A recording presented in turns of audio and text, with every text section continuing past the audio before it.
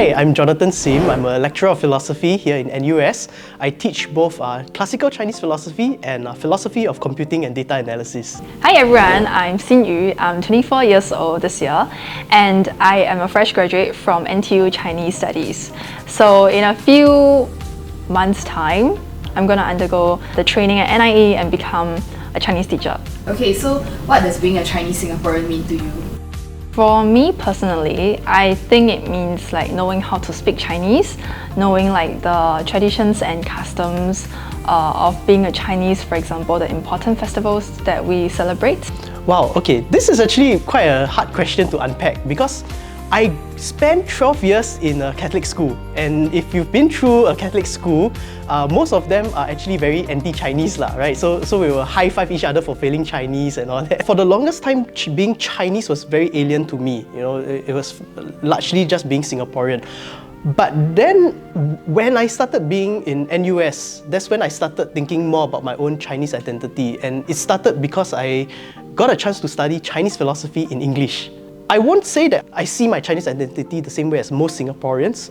The more Chinese speaking, I call it the Channel 8 crowd, I definitely don't resonate with them because I do think that there are some things within Chinese culture that needs a rethink, maybe a reform even. Yeah. So yeah.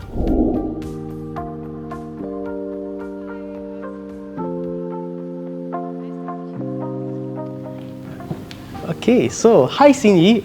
You were born in China and spent your formative years there before coming over to Singapore. Yes. You graduated from NTU Chinese Studies and will be training to become a Chinese teacher. Yes. Yes. So why do you choose to pursue Chinese studies? Previously, I was from MP's Chinese Media and Communication. From there, actually, I started to grow interest in like Chinese culture and the language itself. I find it very fascinating actually. Like every word has its own meaning and that's very interesting.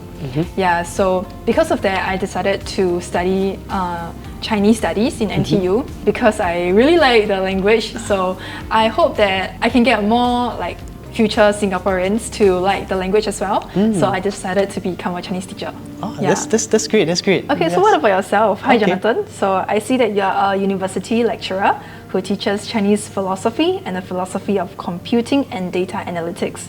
And your area of specialization is classical Chinese philosophy. Yes, that's right. So what made you want to pursue your career in this classical Chinese philosophy?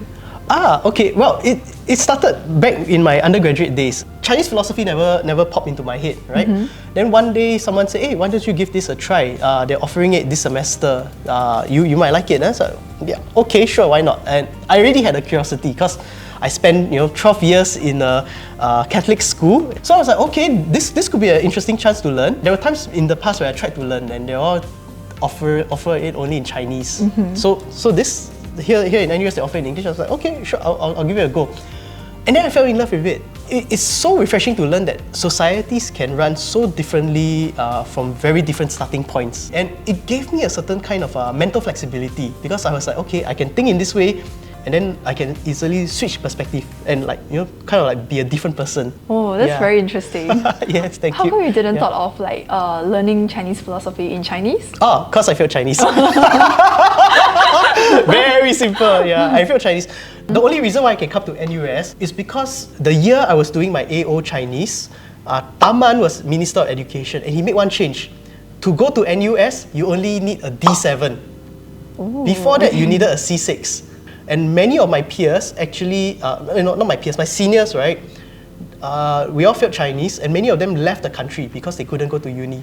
Oh. Yeah, so I'm the very, very fortunate, very lucky that he changed the policy that year. I got D7. I failed my Chinese. Oh, very fun story. I got my AO level Chinese results, right? Then it's like D7. Then I go to my Chinese teacher. I said, 老师，我可以去大学。Then 你及格啊？ Then like 不是 D7. Yeah, but one small policy change lah, so that opened up this new possibility. Otherwise, I would have maybe gone overseas. True.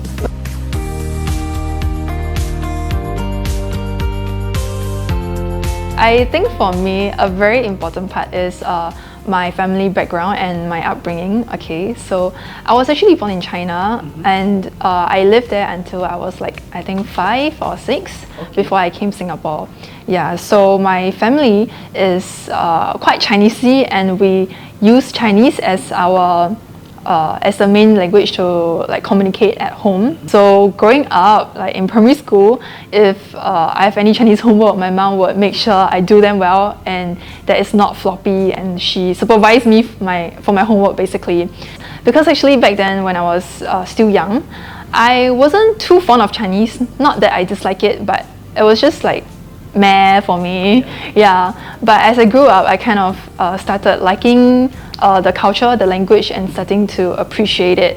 I think this whole question is very interesting for me because for the longest time, I found it very hard to identify as Chinese. And as I said, I've been in taxis or talk to people, and then they say, how can you as a Chinese cannot speak Chinese, where's your shape? So it's very weird growing up and to have people say you're not Chinese enough. And being raised in a family that in some ways, I think it's interesting. Like my parents kinda had anything Chinese is backwards, and going to school, I'm also surrounded in that background where anything Chinese is backwards. Whatever modern and Western is the way to go, right? So I came up with very Western niche values, so to speak, and for the longest time, I didn't think it was an issue until I encountered my ex parents, very traditional, and then I started to realize, wow,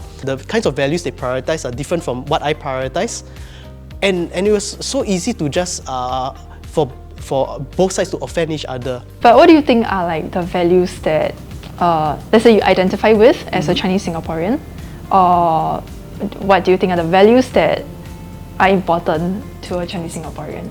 Well, okay, I think the ones that even the English speakers can resonate with, things like sense of shame. In some very twisted way, I feel like Singapore uses that quite a bit too much. We have storm, right? To shame people into behaving, right? So that's actually like the country making use of these values to regulate action. I think for me, a very important one is 孝. It's just what I was educated since young, like to be filial to my parents and to 长辈, and plus the li as well, they kind of overlap.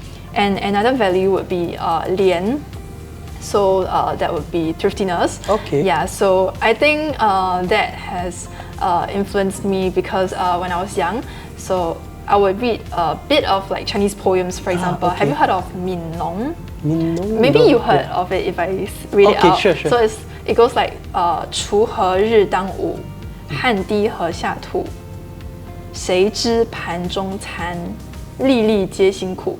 So it basically talks about how farmers like they grow crops like rice and stuff, and they harvest it, and it's actually very taxing for them. It takes a lot of hard work. So every grain of rice is very precious, and we cannot waste it. Yeah. So this is actually a very famous poem in Chinese. Yeah.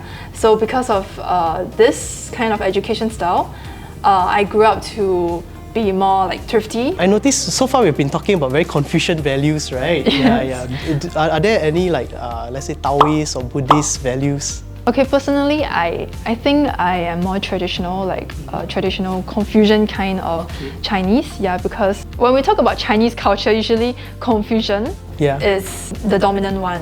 Yeah, but I think for myself, I do resonate with Tao, like Taoism, 自然无为, like just let things take its course and try not to interfere too much with it. Yeah, but I feel like the more important values to me stems from Confucianism. Yeah.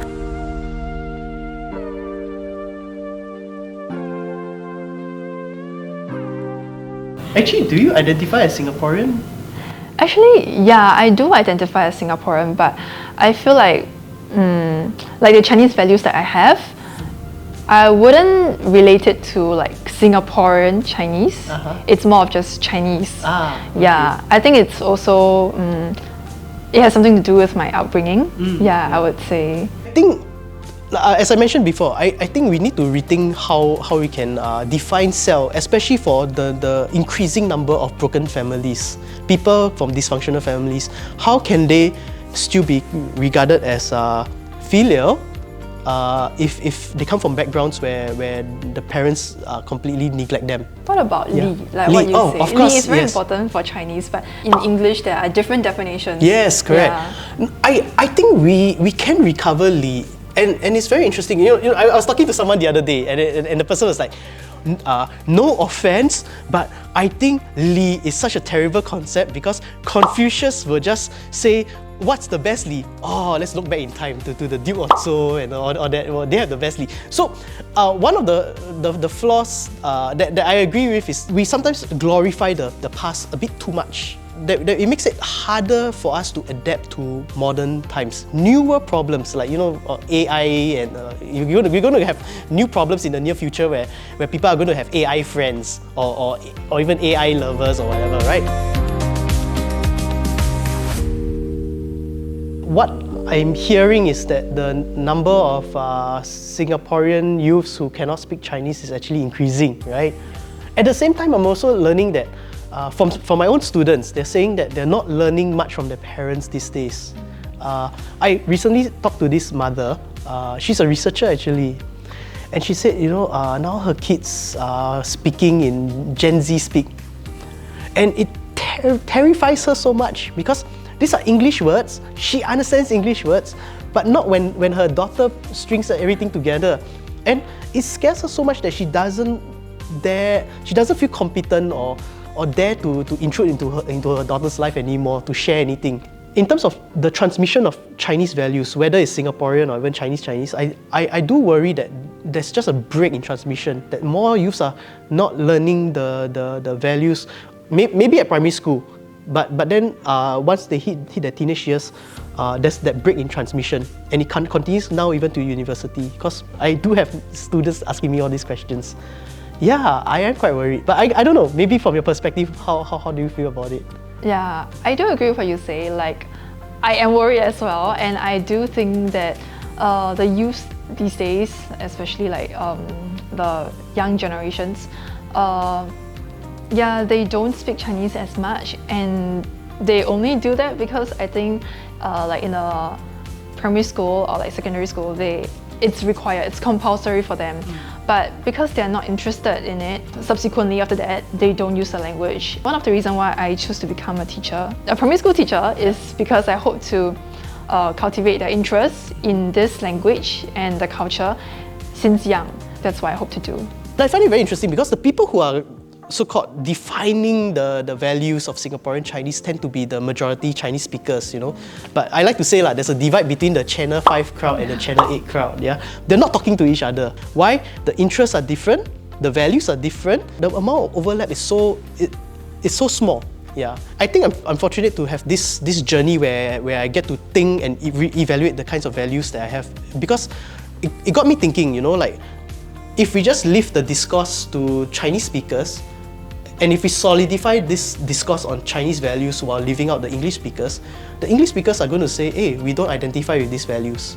And they are raised with more modern Western values, with the idea that Chinese is backwards, right? So then how can we have this synthesis where we can bring the two groups together and say, hey, yeah, this is a new set of values that we can say is uniquely Singaporean Chinese.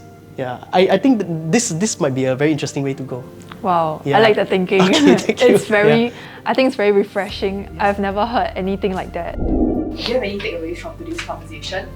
Okay, so I have two takeaways from this conversation today. The first one is Chinese Singaporean identity. It doesn't have to, like the values, you don't have to learn it in Chinese, you can learn it in English.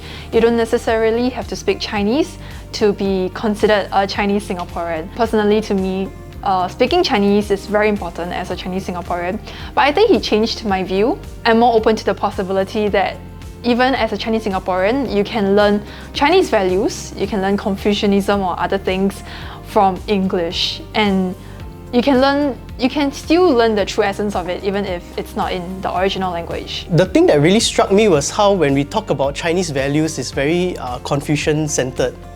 But Chinese culture is very rich. I mean, it's not just Confucianism. We have Taoism, we have Buddhism. If we want to rethink Singaporean Chinese culture, I think it's worthwhile for us to reevaluate some of these values. And maybe we can say that, Chinese culture can look to some modern resources, some modern values as well. We don't always need to be Confucian. So my second takeaway would be, last time, I feel like I always focus on Confucianism, but what Jonathan said makes sense. There are more than just Confucianism. Yeah, there are many other values in Chinese, such as like the Taoism value, 自然, which I really like, but I did not think of that because I think in our society, we are geared more towards like Confucianism. So I feel like maybe we can also consider values from like other schools like Taoism, 道法自然. I think that's very important as well, and something worth thinking about. I do think Chinese heritage has given us 4,000, 5,000 years of history, so much resources, and I think if we want to go forward with discussing Chinese identity, Singaporean Chinese identity, we can be rojak. We can afford to be rojak. I like to talk about Chinese food because somehow our Singaporean Chinese food culture is way more developed than our own Singaporean Chinese culture. I like to say our Singaporean Chinese culture, we stop at the Qing dynasty, right? When it comes to Chinese New Year, we're wearing the Manchurian dressing, right? But why can't we try to do more fusion? People have been doing fusion stuff, but for whatever reason, we only document the food. We only propagate the food. We don't talk about any other thing. I think we can explore how we can do this rojak or fusion or whatever to craft that unique identity. And we don't have to always look to ancient China. We can also see how we can create that fusion. Maybe something modern, something Western, or something from another culture, but explore how we can make it our own.